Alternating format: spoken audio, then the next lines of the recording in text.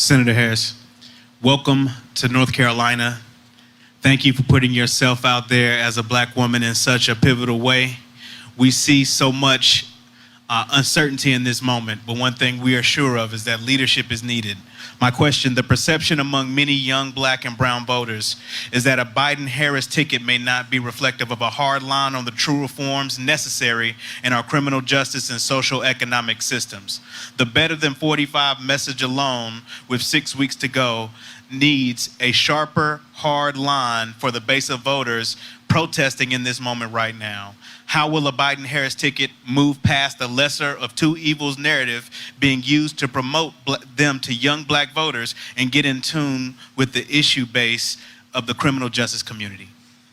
I appreciate the question and the point. So first of all, the premise of your point is something I couldn't agree with more, which is we have to earn the votes. Nobody is supposed to vote for us. We need to earn it. The other point that I think you're raising is something that I agree profoundly with, which is let's step back and decide how we're going to declare a win and how we're measuring the win. How do we define the win? Because here's what I mean. If you define the win as just simply beating Donald Trump, then the job is over the day we get sworn in. But if you define the win as winning, to actually confront the issues, then the job begins the day we're sworn in. So I couldn't agree more with the spirit with which you make the point. Now, specifically on topic, I know as a former prosecutor, and let me give you the background on that. My parents met when they were active in the civil rights movement, marching and shouting. There is not a black man I know, be he a relative or friend, who has not been the subject of some form of racial profiling, unreasonable stop, or excessive force. I grew up understanding how the system works. And it was the very distrust that so many have today that propelled me to become a prosecutor, because I decided, well, there are many ways to deal with the system. I'm going to choose to go in the system to see if I can't help reform it from the inside, which is why I created some of the first in the nation initiatives. For example, one that focused on young men who were arrested for drug sales and getting them jobs and counseling. It became a national model. So I'm committed to this. This is part of my life's work. Joe and I are very specific about what we will do as a start. Ban chokeholds and carotid holds. George Floyd would be alive today if they had been banned. We will create a national policy for a standard for use of force. What's that about? Well, excessive force right now, when it happens, in many jurisdictions, the question to ask is, was that use of force reasonable? Well, as we all know, you could reason away just about anything. The more fair and just question to ask is, was that use of force necessary? Joe and I also have a plan to have a national registry around police officers who have broken the law. Why?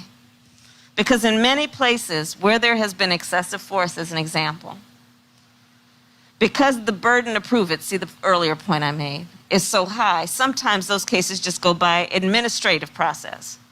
So there's an administrative process and the person gets fired. Well, there's nothing that then follows that person when they move to a different jurisdiction and go get hired there. So we're talking about a national registry. We intend to get rid of the federal death penalty, to decriminalize marijuana and expunge people's records who have been convicted, and to get rid of the private prisons. Why is that important? Because let's be clear about the business model on the private prisons. And this also relates, brother, to the private detention centers. The business model there is that certain human beings are making money off the incarceration of other human beings. Right? So these are some of the specific things that we will do as a start. But there is a lot of work to be done. When I do national news, press conferences, whatever, I say, look, I know, having worked inside the system, we have to reimagine public safety and how we do public safety in our country. Because here's the thing. You go into any upper middle class suburb in America, you will not see the kind of police presence you see in other communities. But what you will see, well-funded public schools, high rates of home ownership, access to capital for small businesses, people who have jobs that allow them to get through the end of the month without worrying about whether they can feed their children, access to health care, including mental health care, that is affordable. Healthy communities are safe communities. And so that's part of what Joe and I am talking about. So when the conversation we had about access to capital, you know, I didn't even get into, I was at Shaw earlier. That was my first trip, my first visit when I came to the state this morning. But I'm a proud graduate of an HBCU, Howard University, yes. I don't have any bison here, not one, huh? But we also are going to put $70 billion into HBCUs, 70. Because we know our HBCUs, like Shaw, and so many, North Carolina has the largest number of HBCU students of any state. We know that that is a pathway to national and international leaders in all the professions. And part of that $70 billion is also about investing, you know, because the question about young leadership, right? Investing in so many of our HBCUs that have research components, right? Because we want to have a presence when we're talking about researching and figuring out how we're going to develop things like AI. You know what AI is? Artificial intelligence. You know, the other way you can think of it is machine learning. Let's break that down for a minute because it's so important. Machine learning. Machine learning, the educators know that often what you learn is a function of who's teaching you. So the machine is going to learn based on who's teaching it. We need to make sure everyone is present in teaching the machine how it makes decisions about who does what and who can do what.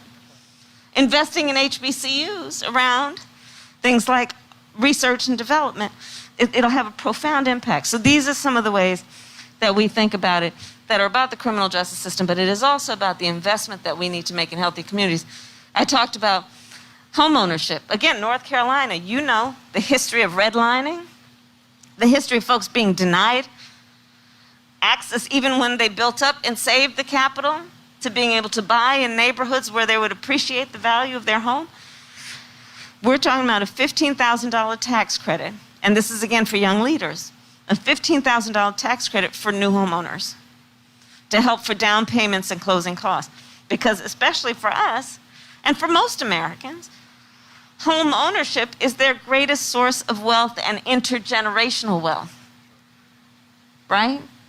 But we need to give people a leg up on being able to actually just close on that place to develop that intergenerational wealth. So those are some of the things. And I appreciate you.